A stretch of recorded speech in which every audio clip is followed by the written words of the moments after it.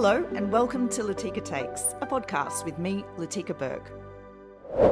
Hello and welcome back to the podcast. It's really great to have your company again. Today's guest is Andrew Hastie. Andrew Hastie is a Liberal MP in Australia. He represents the West Australian seat of Canning. This will become relevant later in the discussion, you will see. And he is widely regarded in Australia as a potential Prime Minister, almost certainly a future leader of the Liberal Party. So after the Coalition's devastating wipeout on May 3, there were questions about whether Andrew Hastie would choose his time now to make a run for the Liberal leadership and possibly be the man that would have to rebuild the Liberal Party in Australia from, what is basically not even ashes anymore, into something viable and competitive. He did not make that decision. He kept his hand down and he has subsequently been moved from Shadow Defence Minister to Shadow Home Affairs Minister under the new Liberal leader, Susan Ley. Now, I invited Andrew Hastie onto this podcast because there were a couple of things I wanted to discuss with him. One, obviously, why he didn't run for the leadership right now. Two, how the Liberal Party can rebuild from the absolute mess it is in. And three, to take up a few issues that actually pertain to him, his record as a former SAS Captain, as the Shadow Defence Minister in the last 3 years, about just how the Coalition blew it so badly when it came to defence, when it came to national security, and when it came to Ukraine. I'm very pleased to say Andrew really brings it to this conversation. I think this is probably the most honest, open and wide-ranging chat he's given since his time in politics. So I'm very grateful to him for really bringing a top quality discussion. I began by asking him, particularly for those of you who listen who aren't Australian but take a deep interest in the Indo-Pacific and in Australia, to introduce himself a little, to explain his journey from being an SAS captain into federal politics, how he got there, and when the moment was that he decided he would enter politics and leave the battlefield behind. So, Latika, I grew up in Sydney, and after school, I went to university, and I was planning on being a journalist because I didn't have a great deal of direction, but I loved history and politics particularly. So I started studying philosophy, history and politics in Sydney, and then 9/11 happened. And that was what prompted me to consider a long-term career in the military. That took me to the Australian Defence Force Academy in Canberra. And in 2004, the Commandant, the late James Goldrick, who retired as a 2-star Admiral in the Royal Australian Navy, he decided to take me to Washington, D.C. I'd won a history essay prize, and he called me into his office and said, "We're going to Washington, D.C., and we're going to the Society for Military History conference." So all these historians from across the UK and America came together, and hot for discussion at the time was the Iraq War. And we had Paul Wolfowitz, who was the Deputy Secretary for Defence, I think it was, come along and address all these historians. And he basically made a counterfactual argument as to why the invasion of Iraq was necessary.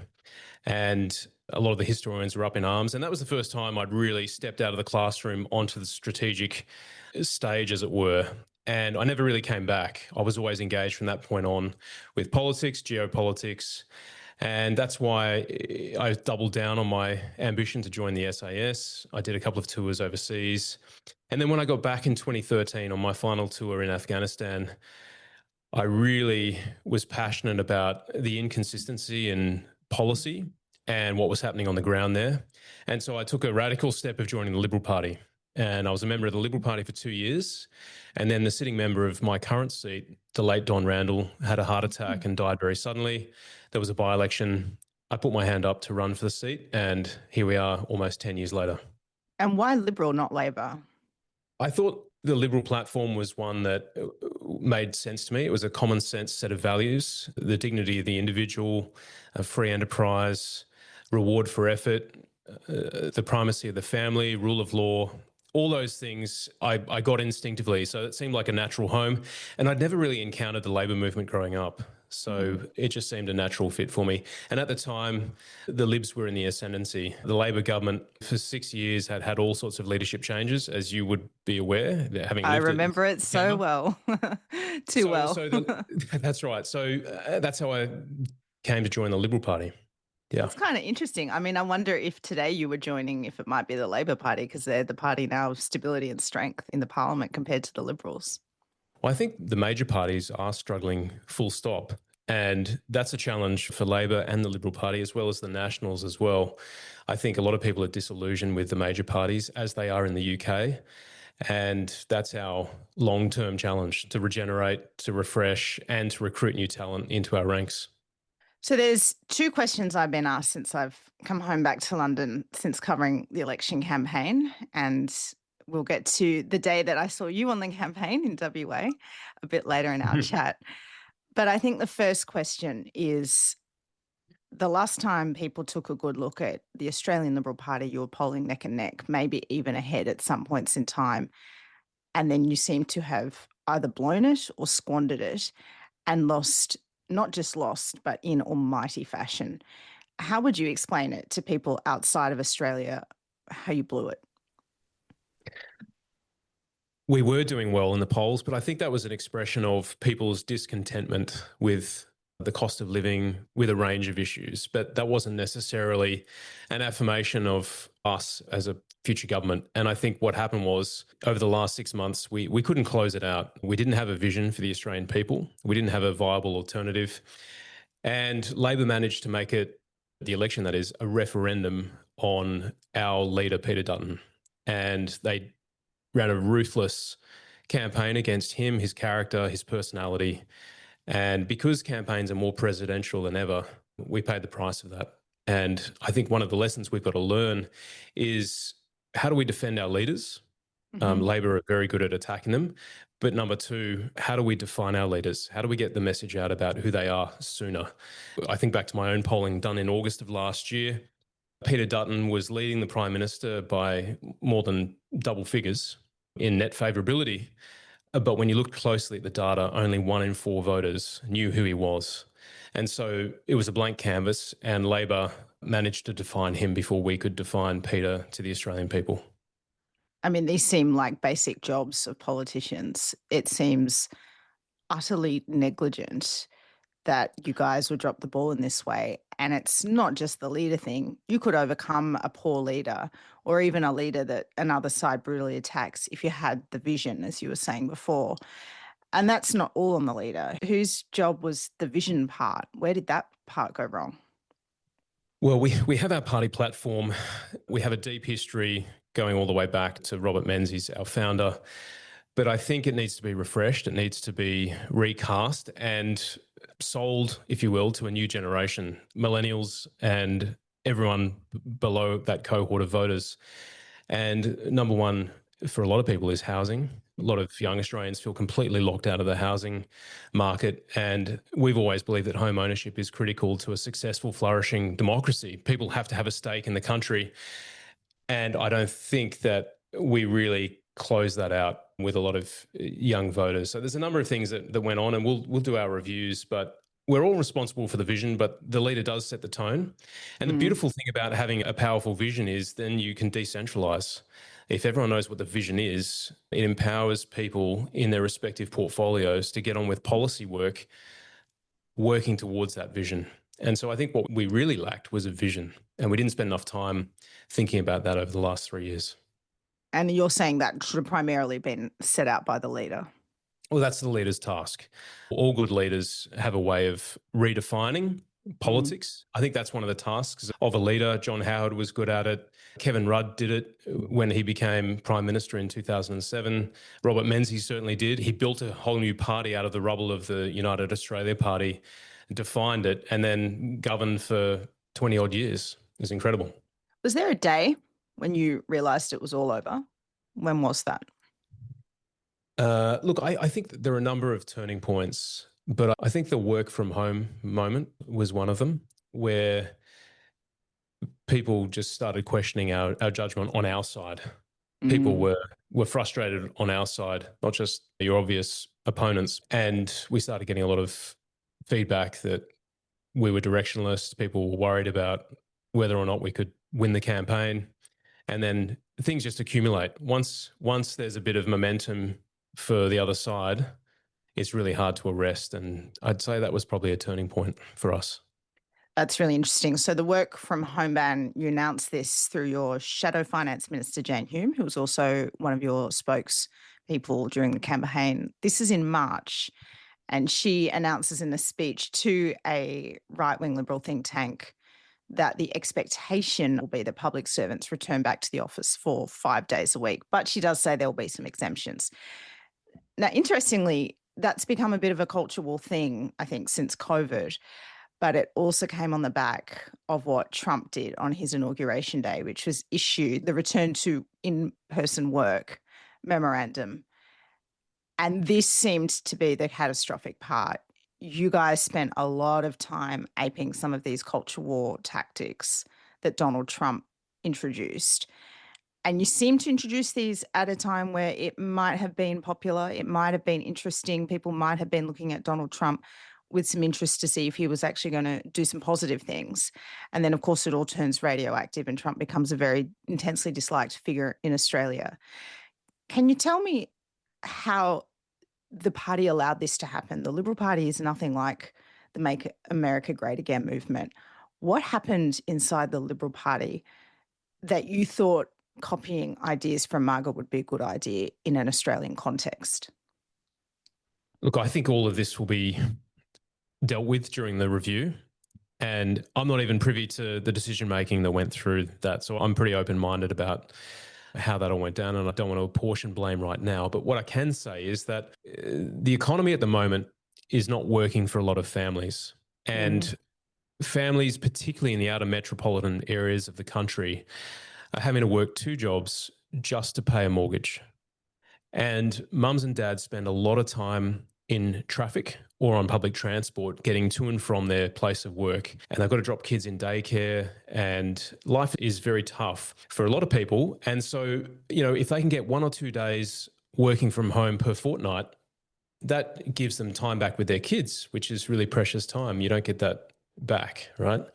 And so, although our work from home policy was targeted specifically at the Canberra public service, it was quickly weaponised by Labor and others as an attack on those families in parts of the country who value work from home. And once that message takes hold, it's very hard to change. But you were in the shadow cabinet. Did you say these things inside the shadow cabinet? I think I have to check the announcement, but I don't think I'm confident the announcement didn't go through shadow cabinet. It just happened. Wow. I mean, that says it all, right? Your most toxic announcement doesn't go through a proper process. Maybe that's an insight into what went so wrong.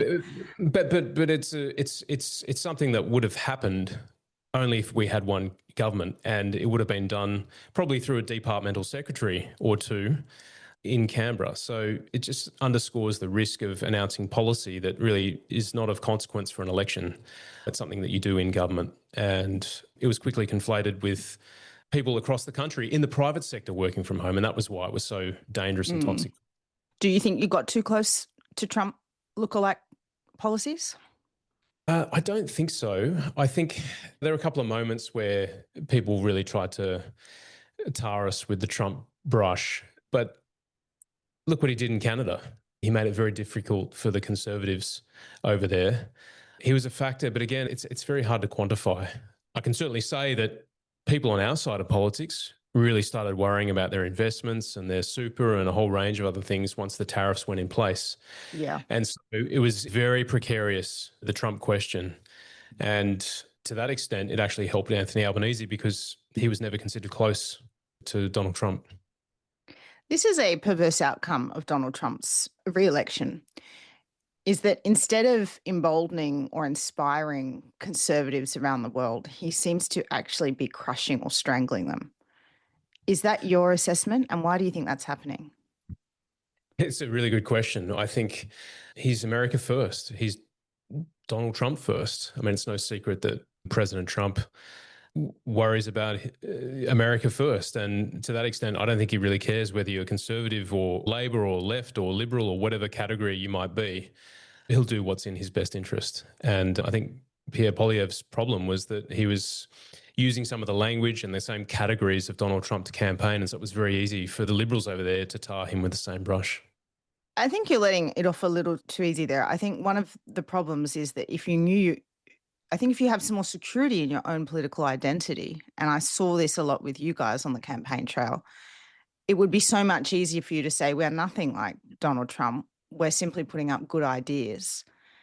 Yeah. And I think that was actually the deficit you had, rather than it being about Labor always weaponizing everything against Trump against you. I think if you leave this vacuum and you don't really know what you stand for, that's where the Trump factor kicks in, isn't it? Well, that's a good point, Latika, and it comes back to vision. Who are we? Who are we fighting for? What do we stand for?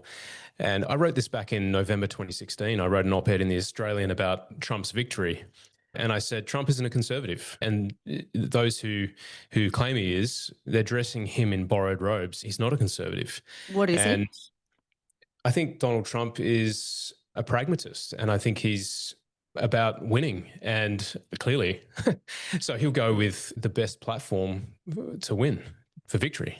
And it just so turned out that he was able to ride the wave of discontentment with unfettered globalization over the last 30 years, which saw the offshoring of American jobs and factories.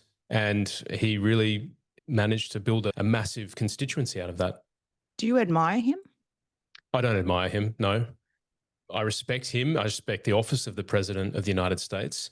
But if you're asking me who are my political role models, Donald Trump is not one of my role models. Who are your role models? Well, if I could have three guests to dinner, I'd have Abraham Lincoln, Winston Churchill, and Robert Menzies. Oh, I would have put Margaret Thatcher in there, to be honest. Can I have a fourth? Because I would like Margaret Thatcher. But I think Margaret Thatcher would be fun. The reason why my favorite political leader is Lincoln, because I think temperamentally he was brilliant as a leader. Churchill was fairly mercurial, but Robert Menzies was a great communicator. He had strong values, and all three of them were able to adapt to the situation whilst at the same time maintaining their convictions. And that's the art of a good politician, finding a way. I think it's in Steven Spielberg's movie where Lincoln talks about sticking with your true north. You might have to walk through swamps, go through valleys, around mountains, but if you know what true north is, you can still stay in the right direction. So one of the places where I think you completely lost direction and your true north, and I actually wrote this, was on March 3, not May 3 when the Australian election was held. In my view, the day I think you really breached trust with people who support you was when you guys said we wouldn't contribute to a coalition of the willing in Ukraine if one is formed. And let's be very clear, this is all a hypothetical at the moment. It's in negotiation, it's in discussion.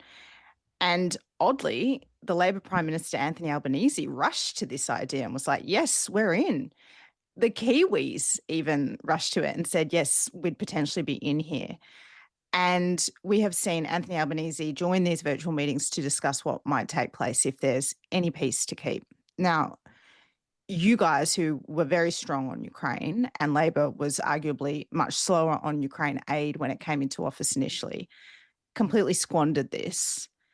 And I never thought in my life I would see a coalition oppose Australians doing their bit to safeguard an international order, which is under the most stress and strain that you or I think, have ever seen in our lifetime.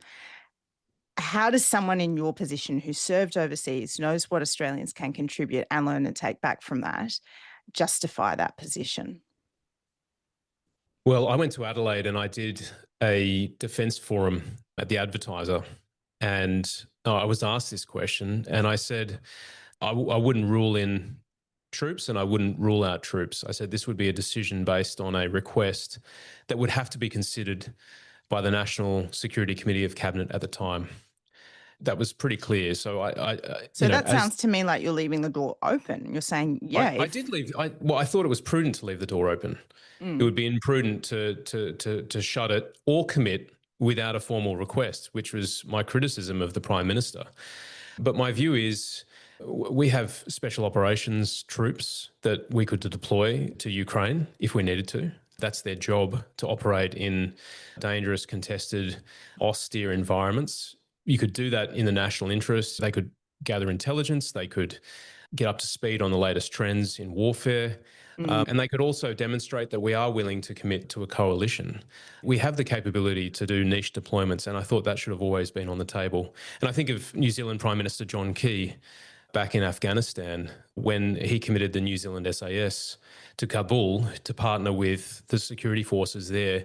Every time there was a spectacular attack, the Kiwis SAS went in, whether it was at hotels or government buildings, and they'd be fighting their way through. And then you'd see pictures of them in the media, and everyone knew that New Zealand was lifting its weight in Afghanistan. And I know this because one of my close mates from the Defence Academy, he was one of the troop commanders posting grenades in stairwells and gunfighting Taliban. And they did some heavy lifting and the world saw it. So there's always a political angle for these deployments, and that's why we have elite troops to do these sorts of things. So you were Shadow Defence Minister at the time. How did your view not prevail? Well, I made my view pretty clear in the public forum. I was interviewed by Ben Packham of The Australian at the time. But you know, this is what happens on campaigns. You know, the small little differences between a leader and, say, a shadow can be magnified. But this is a big call. This is a values call. It's an instinct call. It's a defining watershed question about where you stand on big, big questions. I don't think this is, you know, even akin to the work from home policy, which you were talking about before. So yeah, look, we got it wrong. We got it wrong. Despite what I've said, I just think with statecraft like this, you've got to be open-minded and you've got to respond to the situation. You never say never is the point I would make. And having been sent by former governments overseas, having risked my life along with other Australians, I'm sensitive to committing Australians to dangerous situations. But that's what you sign up for. That's why you're in the Army or the Navy or the Air Force. And the Prime Minister and the National Security Committee of Cabinet needs options on the table. And so we should never remove options in an election campaign. So the day I saw you on the election campaign was a nice day, although I'd only had about 3 hours sleep. It was in WA in the seat of Swan. And it was week 3 of the campaign and you guys were announcing your defence policy. You announced a rise to 3% of GDP in spending. Good idea, of course.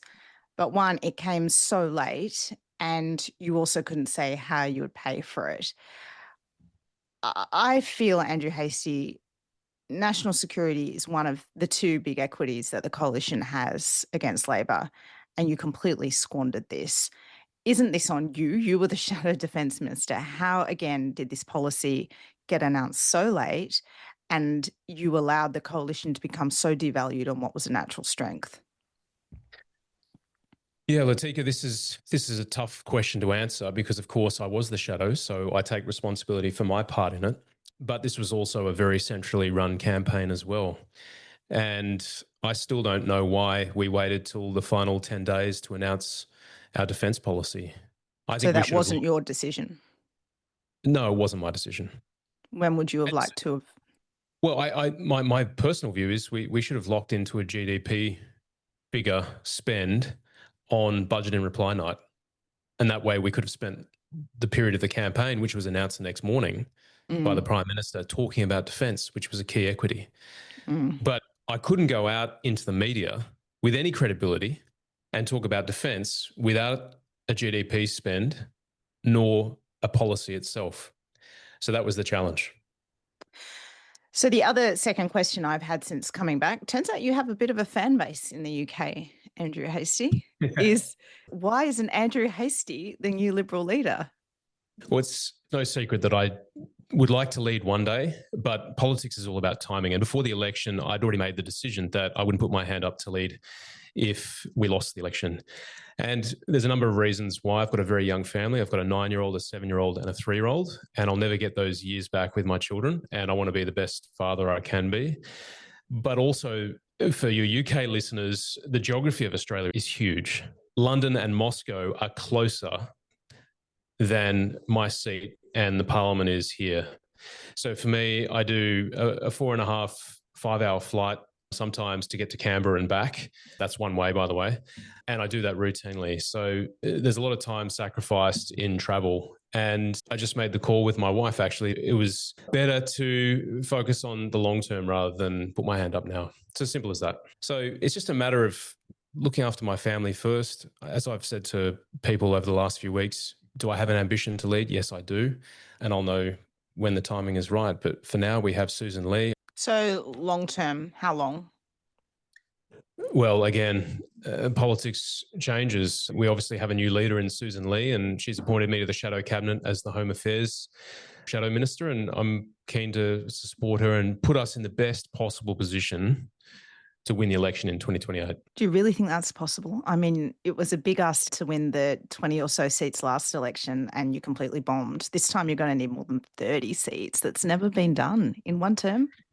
Yeah, it's huge. It's, as I've said before, if this was Everest, we're still at Kathmandu Airport. We've got to get to base. And then we've got to acclimatise, and then we've actually got to start climbing the mountains. So this is a massive task. And we actually also have to have an intellectual debate within the party, within the coalition, work out who we are, what we're fighting for. And what is it?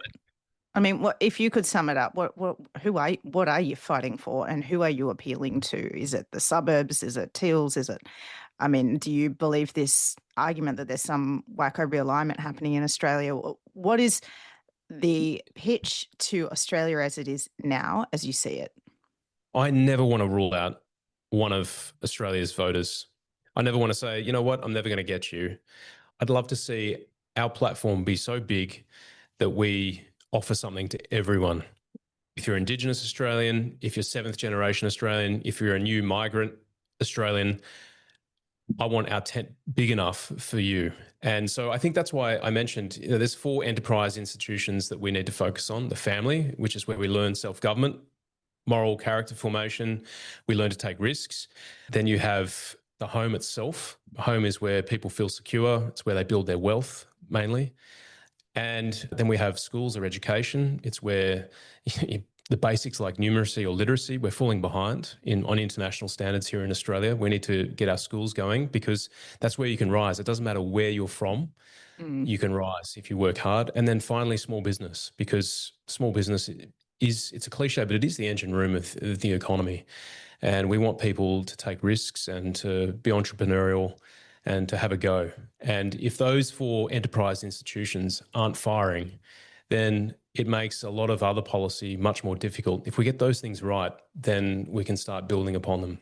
So I say to migrants, I say to people who've been here for more than 100 years, those things are what we should be talking to you about. They're the things I care about. And I think we've got to anchor our policy on those 4 enterprise institutions. And that, to me, is something that appeals to a city voter and a suburban voter. Totally. I mean, this whole idea that the coalition has been chasing quiet Australians living in the suburbs who are seething with rage, I mean, it just was a fiction. Yeah. Look, that's right. I think all humans are the same. We all love family. We all want family. Some families are unhappy. Some families are happier than others, but family is important. You're quoting Tolstoy. I know. I was going to go the full Anna Karenina, but I didn't. It's my favourite book, as you know. It's a superb novel without the onerous passages on history that you see in War and Peace. But anyway, yeah, I think you are the person that said to me it's the more complete book than War and Peace, and I totally agree. Anyway, sorry, we've diverged. Well, we'll get off Russian literature, but where were we? Yeah, families. Like I said, I've made the arguments right for each of those institutions very superficially, but you get where I'm going. Yeah, no matter whether you live in the cities or the regions, those things matter to people. The thing you didn't mention was energy. Now, nuclear became, I actually thought when you guys put nuclear on the table, it was a huge, bold idea that showed you were thinking about a long-term vision and that you had political courage, because nuclear has been such a no-go in Australia. Then you just kind of vacated the field. You let Labor run these scare campaigns about a nuclear plant in Brisbane in Peter Dutton's own electorate, which is just moronic. Is nuclear an idea now that you guys trash so badly through your own ineptitude and negligence that it can't be put or left on the table? Or do you still think it's got some room there? No, I think nuclear is definitely part of our mix going forward, but we've got to be incremental. My long held view is that AUKUS is going to do a lot of the legislative and regulatory work in establishing a civil industry. Now, the government's at pains to make clear that it's for defence only, but the things they're standing up can easily be replicated in a civil industry. And so AUKUS will do a lot of the work for us. And I think what we need to remove is the moratorium as a first incremental step. And my personal view as well is if we remove the moratorium, capital markets will invest in the opportunity, particularly as nuclear technology continues to develop. And small modular reactors, for example, are going to be a thing of the future. So I'm optimistic about that. I just love to see an agnostic approach to energy. And there's a lot of paradoxes right now in our energy sector. We're doubling down on renewables here in this country, yet we're exporting massive amounts of coal to the world's biggest emitters, India and China, who are growing in their coal consumption faster than any other country. And so whilst we like to pat ourselves on the back and say we're good global neighbours doing our part for net zero, well, if we were consistent in that, we'd actually ban our coal exports. But we won't, because the tax revenue from our exports underwrites our NDIS, our social services, a lot of public goods that we value, including health, education, roads, infrastructure. I could go on. So you're going to need a lot of rebuilding to do that.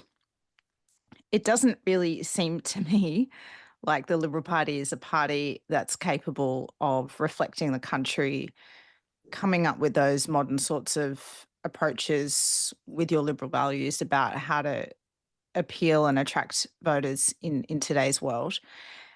Can you do that in the time you've got? And what kind of structural changes would the party organisation need to make to modernise? Yeah, we have to modernise. We have to reform the party. Our party, I think, like the Tory party, is quite old. We've got a very old membership. There's nothing wrong with having seniors, but you've got to regenerate. So we need to fix that imbalance in age. And I think the way we do that is by recruiting families, making the Liberal Party a family-friendly place. If that's who we're going after in Australian society, then we should make the party a place where families feel welcome. And I think we need to work on that particularly. I think the beauty of also working on being a family-friendly party means that you get a diversity and a cross-section of Australian society, and then you have more options for candidates, more talent, whether they're male or female. Because I think when we talk about quotas, it's actually a very superficial fix to a much deeper structural problem. I've been calling candidates around the country who were very, very good, who worked super hard and took time off. The opportunity cost on their family life, their professional life was huge to run for a seat. And many of them are very disappointed. And I asked them, would you run again? And many of them said, why would I? Why would I tip my time and energy into the Liberal Party?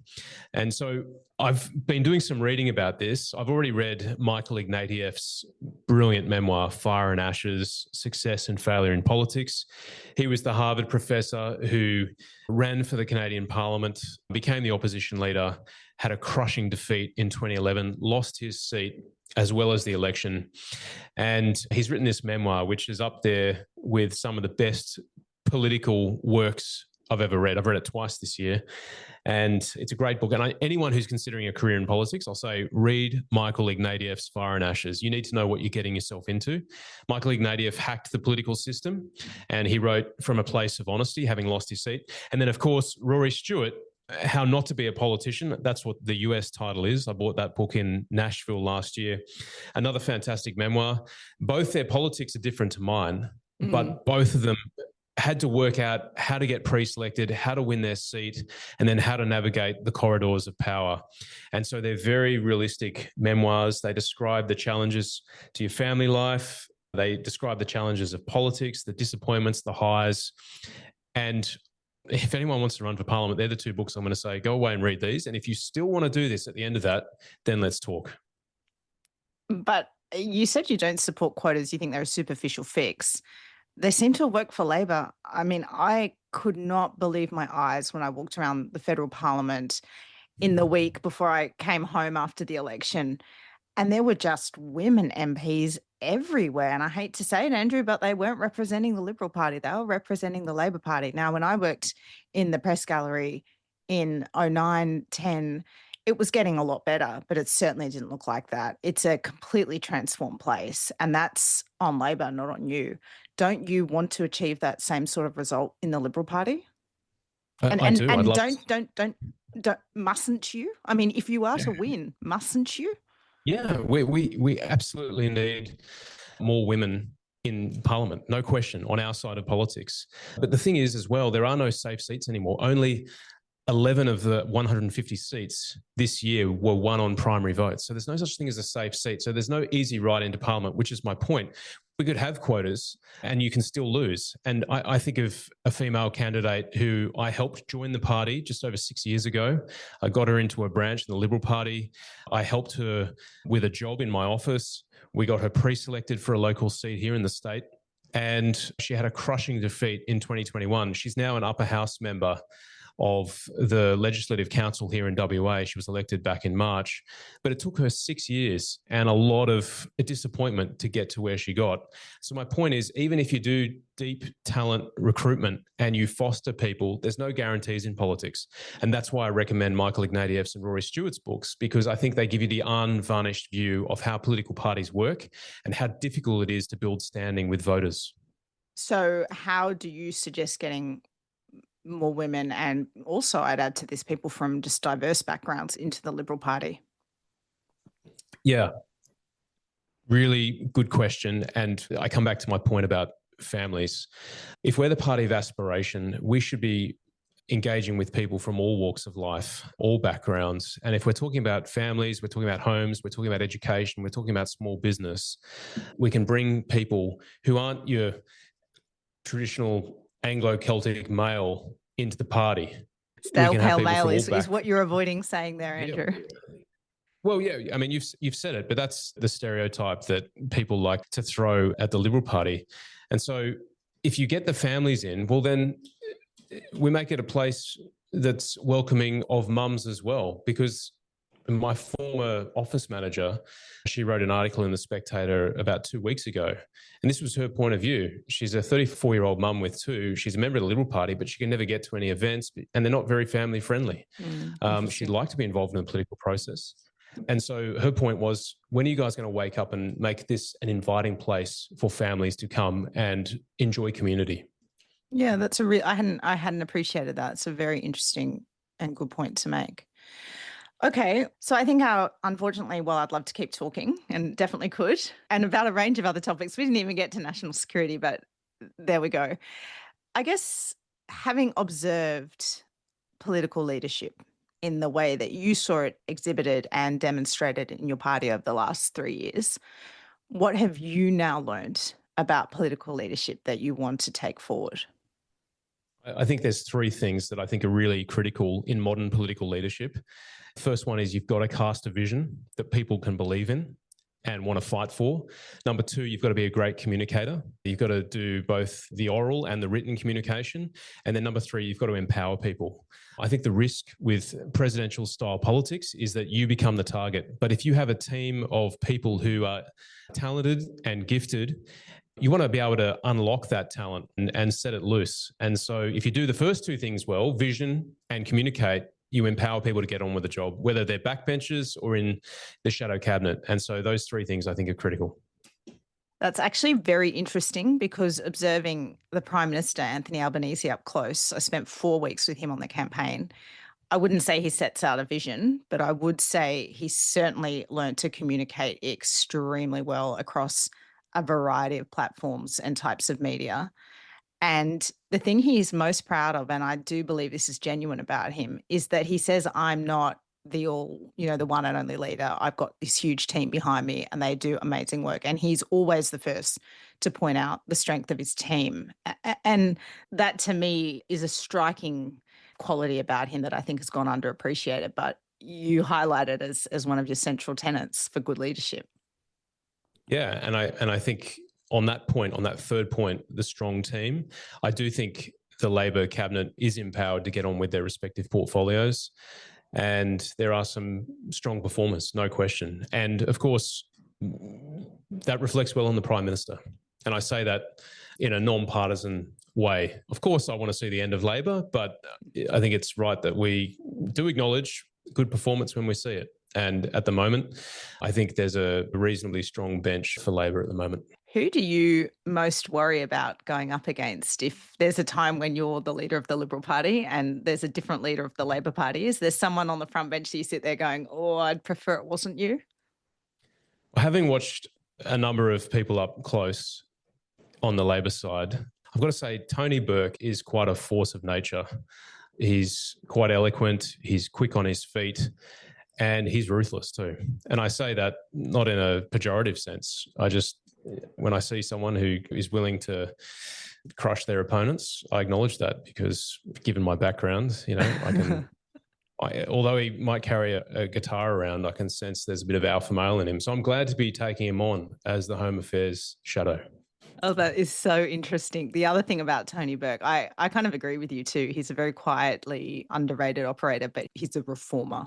He actually knows how to work a department and get policy through. So I think that's a very astute take. And on that note, Andrew Hastie, thank you so much for all the time that you've given me and thoughts you've brought to the podcast. I really appreciate it. And I hope this is just the first of many chats we'll have over many years.